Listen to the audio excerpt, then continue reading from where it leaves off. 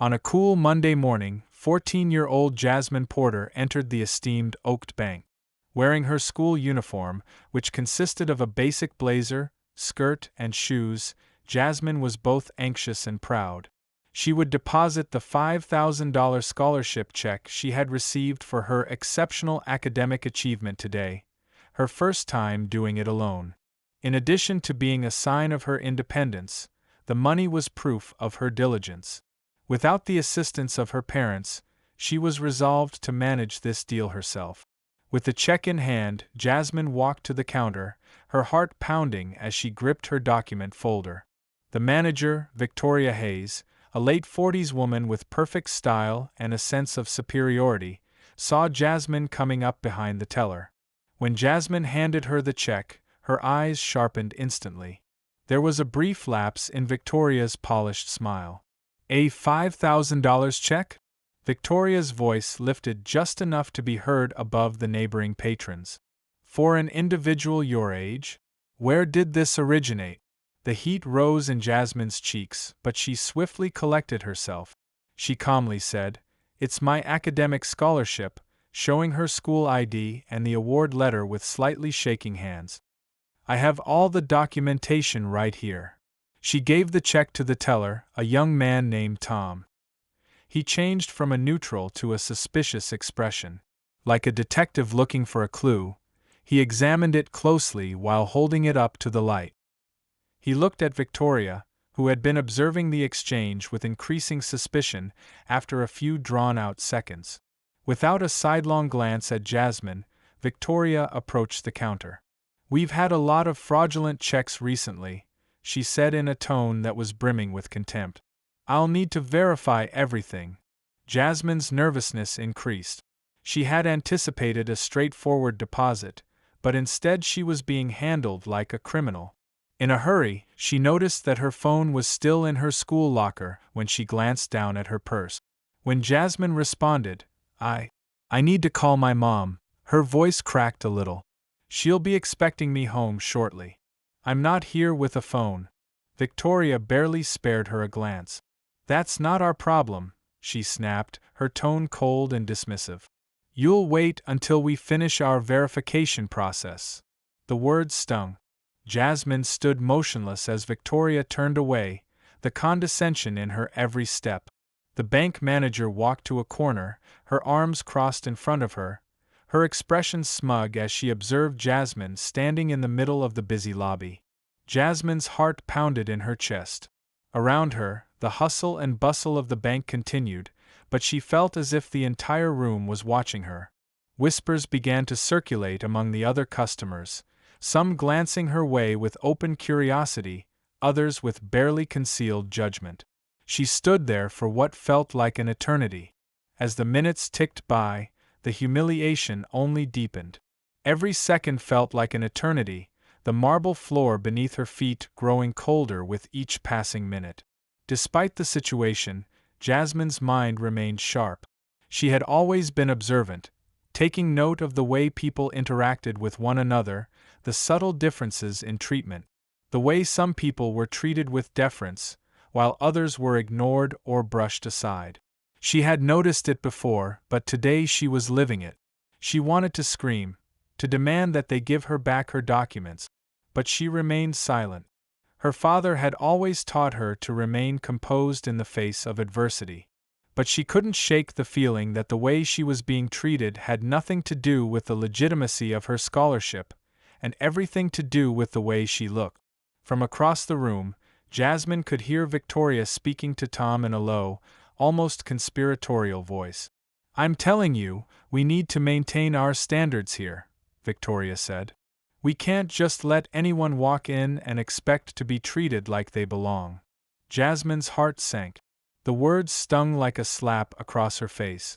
She was being judged not for who she was, but for how she looked. Her hands clenched into fists, and she fought to keep her composure. She had worked hard for this scholarship.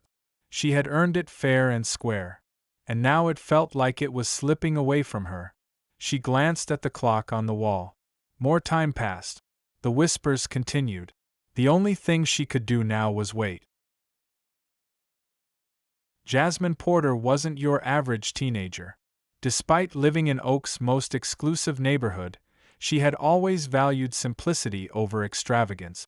Her family's home was elegant but understated, no ostentatious displays of wealth, just tastefully decorated rooms and a strong sense of community. Jasmine's mother, Dr. Naomi Porter, was a renowned financial expert who ran one of the most respected firms in the country. As a woman who had built her career from the ground up, Naomi had instilled in Jasmine a strong sense of independence and a belief that true success came from effort, not privilege. The Porters' wealth was substantial, but it wasn't flaunted. Dr. Naomi Porter believed in the power of education and hard work. She often reminded Jasmine that wealth wasn't just about accumulating money, it was about using that wealth for good. Jasmine had absorbed these lessons well, excelling in her studies and winning a full scholarship to Westridge Academy, a prestigious school known for its rigorous academics. This wasn't an achievement handed to her on a silver platter. Jasmine had worked tirelessly, earning her scholarship on merit, not on the strength of her mother's name. Her friends often marveled at her ability to balance academics, extracurriculars, and part-time work. But Jasmine didn't mind. She relished the challenge. It was her way of proving to herself, and to the world, that she could succeed on her own. Her mother had always been supportive, of course, but she never allowed Jasmine to take shortcuts. "I want you to have the same opportunities that others have," Naomi would say, "but I also want you to stand on your own 2 feet." Jasmine's decision to handle her bank deposit on her own was another step toward independence. She was 14, but she felt like she was ready to navigate the world as an adult. The scholarship check, which was the culmination of her hard work, felt like a symbol of her growing maturity. Earlier that morning, before heading to the bank, Jasmine had placed the check carefully in her folder. Her mother had sat at the breakfast table reviewing some of her firm's financial reports, but she had paused to smile at Jasmine. "Are you sure you don't want me to come with you?" Naomi asked, her voice warm but with a hint of concern. "I've got it, Mom," Jasmine replied with quiet confidence. "I'm 14 now. It's time I learned to do this on my own." Her mother had nodded, her eyes filled with pride. Naomi knew that Jasmine was more than capable, and yet she couldn't help but worry. It was a mother's instinct, the desire to shield her child from harm, especially when the world could sometimes be harsh and unkind. Jasmine had reassured her. "I'll be fine. I'll go in, make the deposit, and be back before you even finish your meeting." It had seemed like such a simple task. Jasmine never imagined that just walking into a bank to deposit a scholarship check would lead to such an ordeal. As she waited in the corner of the bank, Jasmine couldn't help but reflect on the lessons her mother had taught her. She had always been raised to believe in fairness and equality, to treat people with respect and to expect the same in return. But as she stood there, isolated and humiliated, she realized that the world didn't always play by the same rules. Jasmine had been forced to confront the uncomfortable reality that her appearance, her race, was a factor in how she was treated. It wasn't something she had fully understood before today. Growing up in Oak Ridge, she had never experienced discrimination like this. Sure, she had heard about it, read about it in books, but it always seemed so distant, so theoretical. Today it was her reality. She glanced again at the clock, her anxiety rising. She had already been waiting far too long. Her mind raced. Why hadn't anyone come to check on her? Why was she still standing in the corner, when all she had done was bring in a legitimate check to deposit? The longer she stood there, the more she felt the weight of the situation pressing on her shoulders. Her mother would expect her home soon. She needed to call her. But that, too, was denied. Time passed slowly in the corner where Jasmine stood, the weight of the situation pressing down on her. The marble floors felt cold beneath her feet, and the constant ticking of the wall clock seemed to amplify her growing sense of isolation. People came and went, but no one spoke to her. She was nothing more than an invisible figure, a source of silent judgment in the heart of the busy bank. As Jasmine stood there, her mind began to race. She glanced at the other customers, some of whom were being treated with obvious favoritism. A well-dressed elderly couple walked in, greeted with warmth and respect by Victoria Hayes, who personally escorted them to a VIP area. Not once did Jasmine receive such an acknowledgement. It was as if she didn't belong in this space, this world of polished marble and mahogany wood. A few minutes later, a young man with a thick accent came to the counter, paperwork in hand.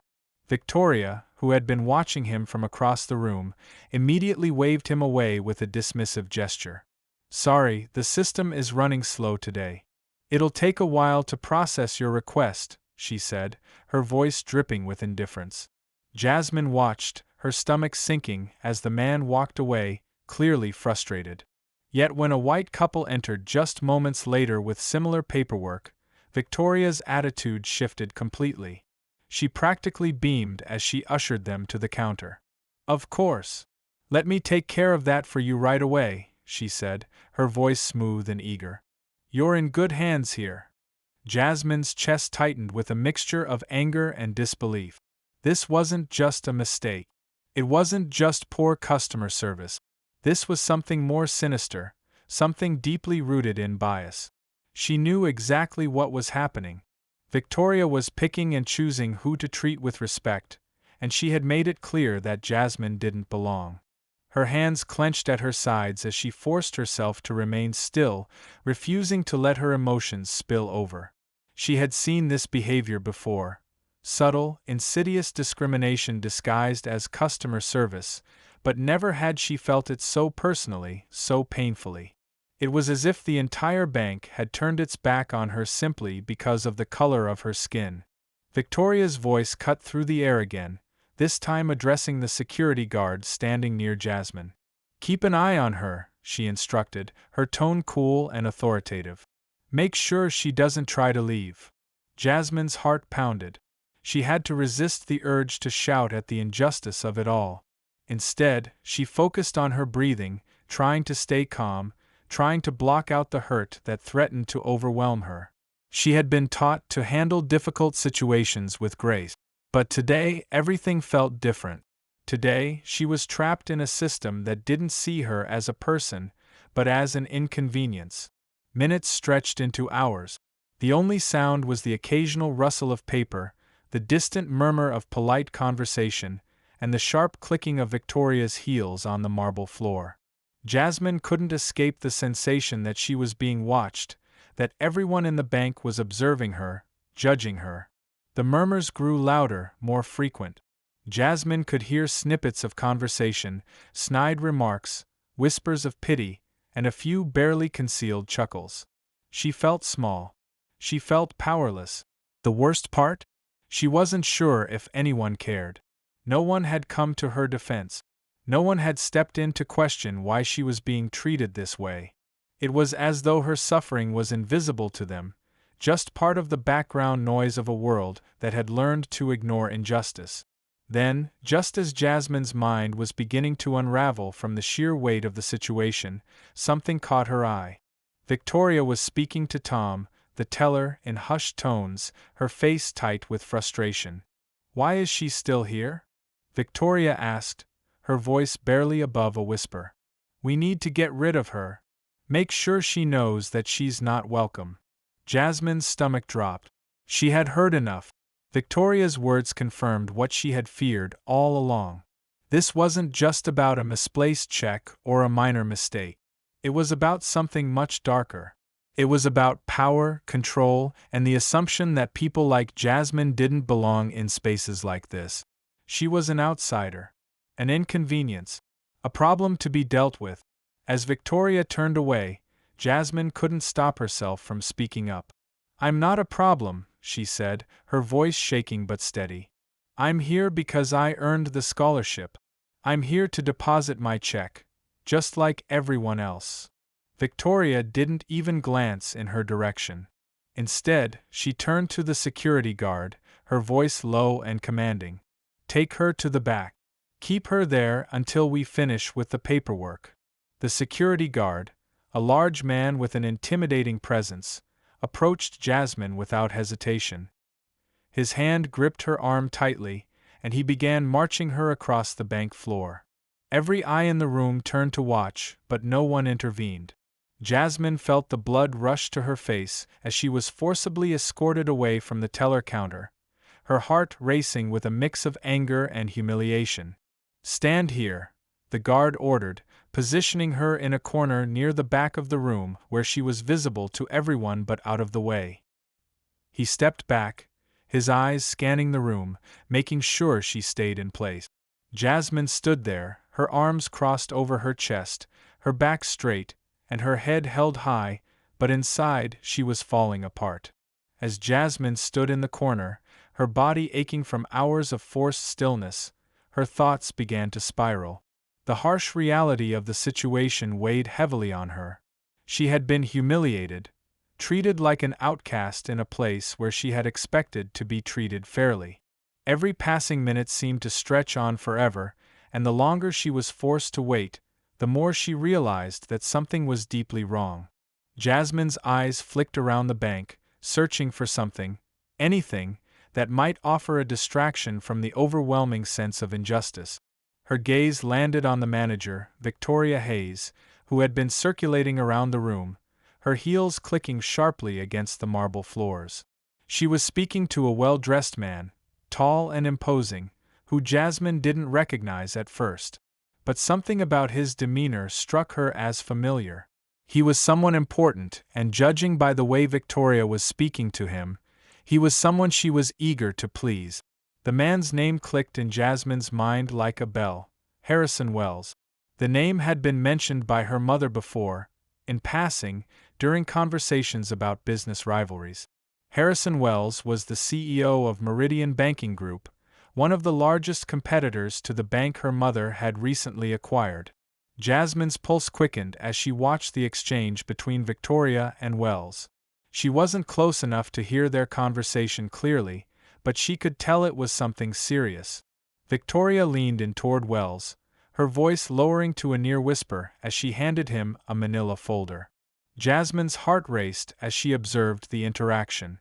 The folder was clearly marked with the word confidential, and though she couldn't make out the contents, it was obvious that whatever was inside was important. Her mind reeled.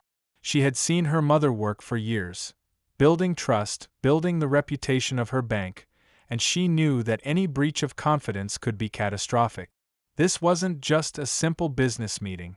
This was something more. A betrayal in the making. She shifted slightly in her corner, straining to hear more, but her position was far from ideal. Still, she kept her eyes locked on the two figures. Wells nodded as he looked through the folder, his expression serious, even pleased. He said something to Victoria, his words too low to make out, but the smile that stretched across her face told Jasmine everything she needed to know. Victoria wasn't just helping Wells, she was actively working against her own company. Against her mother's company. Jasmine's stomach churned. It was becoming clearer by the second. Victoria wasn't just mistreating her because of her race or her age, she was using her position at the bank to sabotage it. Jasmine had no idea what was in that folder, but she knew it wasn't good. And she knew it had something to do with her mother's company. She felt a sudden surge of determination. No longer just a passive observer, Jasmine understood that she had to act. She wasn't just here to deposit a check anymore. She had stumbled upon something much bigger, something that could affect her mother's life and career. She couldn't just stand idly by. Her eyes flicked down to the leather-bound notebook she always carried with her. She had taken notes throughout her time at the bank, jotting down the discriminatory treatment she had witnessed, but this was different. This was critical. She had to document everything, every detail, every whisper, every glance. Jasmine had no idea what she could do with the information, but she knew one thing with absolute certainty. She had to keep a record. She had to be prepared. As Victoria and Wells continued their hushed conversation, Jasmine quickly opened her notebook, her fingers trembling as she wrote. She noted the time, the names, and the suspicious folder, everything she had observed in those few moments. The conversation between the two ended abruptly when Wells stood to leave. Victoria shook his hand with a smile, her demeanor almost too eager. Jasmine's heart pounded as Wells walked past her toward the exit, his footsteps heavy with purpose. Once he was gone, Victoria returned to her usual position behind the counter, but her smile was gone. She was focused, her attention now entirely on Jasmine, who remained standing in the corner. Jasmine felt a shiver run down her spine. It was as if Victoria knew she had witnessed everything. Jasmine's thoughts raced. She had seen enough to know that something sinister was going on behind the scenes. But what could she do with this information? How could she prove what had happened? Her fingers tightened around the pen in her hand, determination setting in. She had been wronged, yes, but now she had a chance to make things right. Not just for herself, but for her mother, for her family, and for everyone else who had been unfairly treated by Victoria Hayes. Jasmine wouldn't let this go. Jasmine stood silently as the weight of the situation bore down on her. Hours of waiting, hours of humiliation had built to this moment. She had been wronged, treated as though she didn't belong. But now she had something far more valuable than her check or her document. She had the truth, and it was time to make that truth known. As if summoned by her thoughts, the bank doors opened, and in walked her mother, Naomi Porter Jack. Jasmine's heart skipped a beat. Naomi's presence was magnetic. She was calm, composed, and dressed impeccably, a stark contrast to the chaos that had unfolded in the bank. Victoria Hayes, who had been overseeing Jasmine's ordeal, stood up straight as soon as she saw Naomi. "Miss Porter," Victoria greeted her, her voice dripping with feigned politeness. "I wasn't expecting you today. How can I assist you?" But Naomi didn't respond with pleasantries. She turned immediately to Jasmine, her eyes narrowing as she took in the sight of her daughter standing alone, still isolated in the corner. A flash of anger crossed Naomi's face before she masked it with a calm exterior. "Jasmine, are you okay?" she asked, her voice laced with concern. Jasmine nodded, fighting to keep her emotions in check. "I'm fine, Mom," she said, her voice steady despite the whirlwind of thoughts inside her. "But there's something you need to know." Jasmine pulled out her leather-bound notebook and began recounting everything she had observed during her time in the bank. The preferential treatment shown to white customers, the cold indifference shown to her, and most importantly, the conversation between Victoria and Harrison Wells. She read aloud from her notes, her voice unwavering as she recounted the suspicious meeting and the folder marked confidential. Naomi listened intently, her face hardening with each word. When Jasmine finished, Naomi turned to Victoria, her gaze sharp. "Miss Hayes," Naomi said, her tone icy, "I believe you owe my daughter an apology. And I think you owe me an explanation." Victoria's confident facade began to crack. I don't know what you're talking about," she stammered. But Naomi cut her off. "I know exactly what you've been doing," Naomi replied, her voice controlled but firm. "You've been conspiring with Harrison Wells, handing over confidential information to a competitor. This isn't just a case of poor customer service. This is corporate espionage." The bank fell silent. No one moved. Jasmine watched as Victoria's face turned pale, her composure crumbling under the weight of Naomi's words. She opened her mouth to defend herself but couldn't find the words. Naomi didn't give her the chance. "You're fired, Ms. Hayes," she said. "Effective immediately." The words landed with a finality that seemed to echo throughout the bank. Security was called, and the large guard, who had earlier escorted Jasmine to the corner, now moved toward Victoria. "Please escort Miss Hayes out," Naomi instructed. As Victoria was led away, her pride fully shattered, Naomi turned back to the room. "This institution will undergo a full review," Naomi said, her voice commanding. "We will implement changes to ensure that no one is treated with the same disrespect my daughter was today." No one. The room was still. Jasmine's heart beat steadily in her chest as she watched her mother take control of the situation, her strength a pillar Jasmine had always admired. The next few months were a blur of changes at the bank. The investigation into Victoria's actions uncovered not only her attempts to sabotage Naomi's business, but also a pattern of discriminatory behavior. The bank's leadership was overhauled, and a new training program on equitable banking practices was put in place. As for Melody Pham, the young teller who had shown Jasmine kindness during her ordeal, she was promoted to a managerial role. Jasmine's experience became a turning point, not just for the bank, but for her as well. She was invited to speak at Westridge Academy, where she shared her story with other students. Jasmine used her voice to advocate for financial literacy and the importance of equality in all spaces. Standing before her peers, she smiled, knowing that her painful experience had shaped her into someone who could stand up for others. She had turned her moment of humiliation into a platform for change. And her mother's example had taught her that even in the face of injustice, it was possible to make a difference.